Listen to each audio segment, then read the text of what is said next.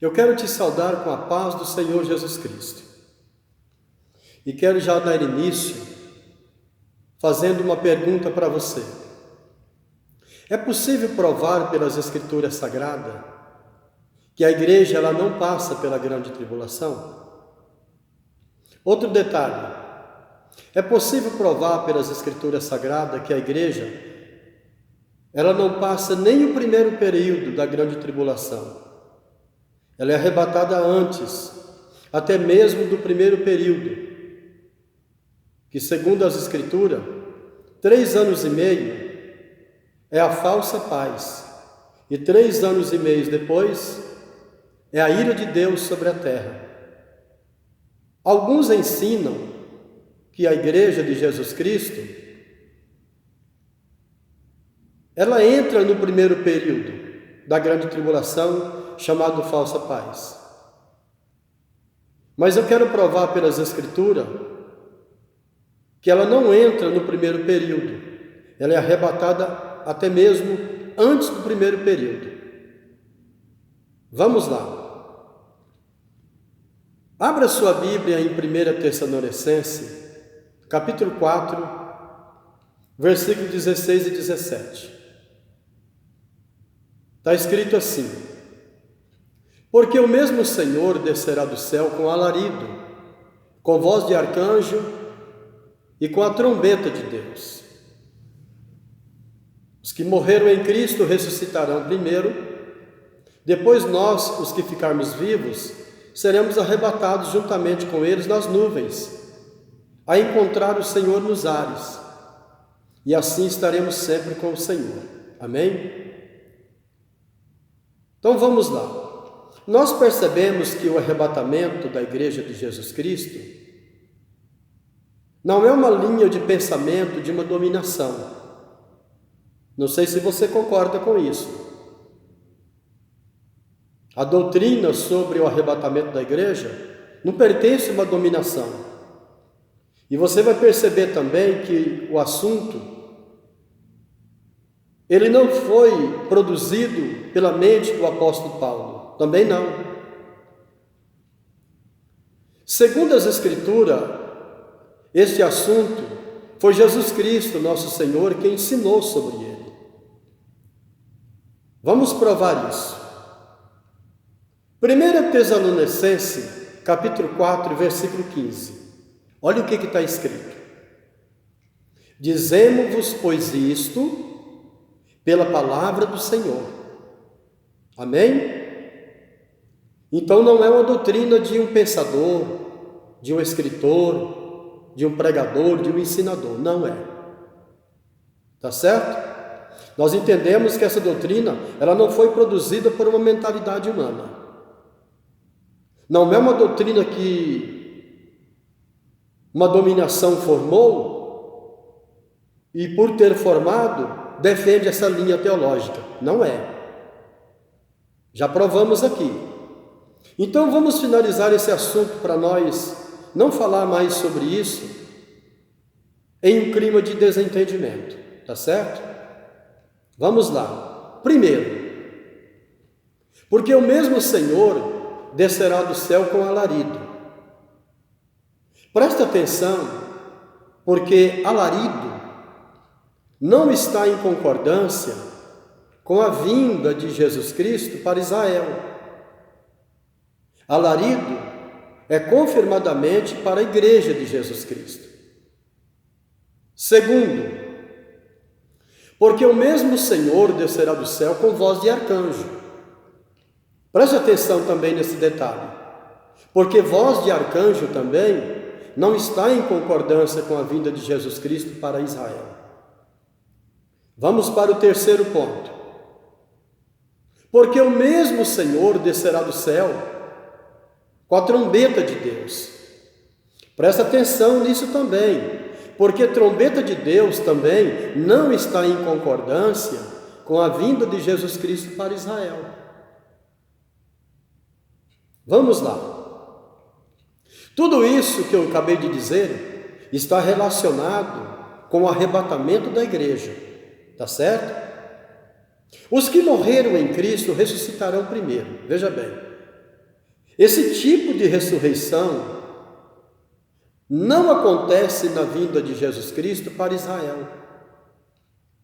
Esses que morreram em Cristo são os que morreram em Cristo no tempo da igreja. Porque presta atenção, haverá um tempo que a obra da igreja na terra, ela vai finalizar, ela vai se findar. Então, depois do arrebatamento da igreja, a obra de Deus, com a finalidade de salvar o homem, ela continua, mas não mais com a igreja, tá certo? Depois do arrebatamento, segundo o Apocalipse, vem 2 testemunhas, 2 profetas. Alguns irmãos ensinam que a igreja estará aqui nos primeiros anos, que nós sabemos que será 3 anos de falsa paz. Ou melhor, 3 anos e meio de falsa paz. Então tem alguns que ensinam que a igreja vai estar aqui. É impossível a igreja estar aqui nesse período. Porque nesse período de falsa paz, essas 2 testemunhas estarão profetizando. Esse período de falsa paz, que são 3 anos e meio, estará atuando esses 2 profetas. Tudo isso nos comprova que a igreja não passará pela grande tribulação. E nem estará aqui, nem nesse período de 3 anos e meio de falsa paz. Porque essas 2 oliveiras estarão aqui profetizando nesse tempo. A igreja sobe antes. Vamos lá.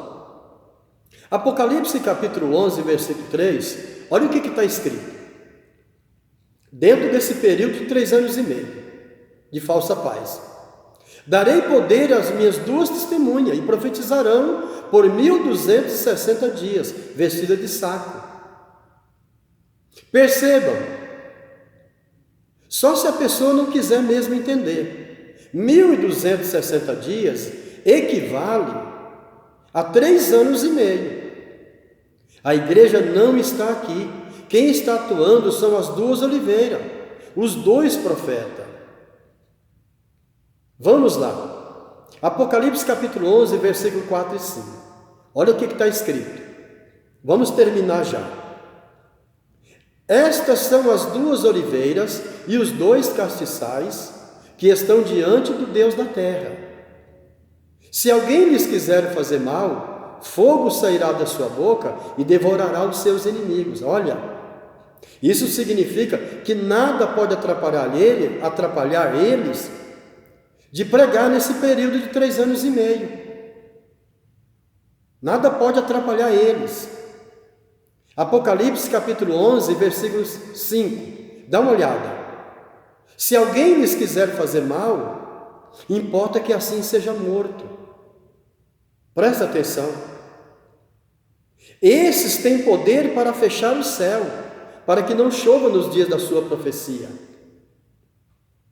E tem poder sobre as águas para convertê-las em sangue e para ferir a terra com toda sorte de pragas, todas quantas vezes quiserem. Olha que autoridade dessas 2 testemunhas que estarão aqui no período de 3 anos e meio da grande tribulação. A igreja já está arrebatada ao céu. Então, passado esse período de 3 anos e meio, as 2 testemunhas são mortas. Você conhece a história. Elas ficarão por 3 dias e meio na praça, e os reis fazendo festa. Mas Deus ressuscita essas 2 testemunhas e leva elas ao céu. Quando Deus faz isso, então toca-se a 7ª trombeta e inicia-se a ira de Deus sobre toda a terra. Passou o primeiro período, 3 anos e meio, agora vai começar o período de mais 3 anos e meio, mas esse período agora chama-se de a ira de Deus sobre toda a terra. Vamos provar? Apocalipse 11, 18, dá uma olhada. Eiraram-se as nações, e veio a tua ira, e o tempo dos mortos, para que sejam julgados. E o tempo de dares o galardão aos profetas, teus servos, e aos santos, e aos que temem o teu nome, a pequenos e grandes. E o tempo de destruíres os que destroem a terra. Olha só, vamos terminar. Passado o período de falsa paz, as duas testemunhas são levadas ao céu. Então vai dar início ao segundo período da grande tribulação, que a palavra de Deus chama de a ira de Deus, o juízo de Deus sobre toda a terra. Olha que prova concreta. Mesmo nesse período tão terrível, Deus continua na tentativa de salvar o pecador. Porque Deus vai mandar agora, nesse período, 3 anjos para proclamar o evangelho eterno. Vamos provar isso? Primeiro anjo proclamando, Apocalipse capítulo 14, versículo 6. E vi outro anjo voar pelo meio do céu e tinha o evangelho eterno, para proclamar aos que habitam sobre a terra, e a toda nação, tribo, língua e povo. Olha, dizendo com grande voz: temei a Deus, dai-lhe glória, porque é vinda a hora do seu juízo. Adorai aquele que fez o céu e a terra e o mar, e as fontes das águas. Olha aí, isso no período de 3 anos e meio. Os últimos 3 anos e meio.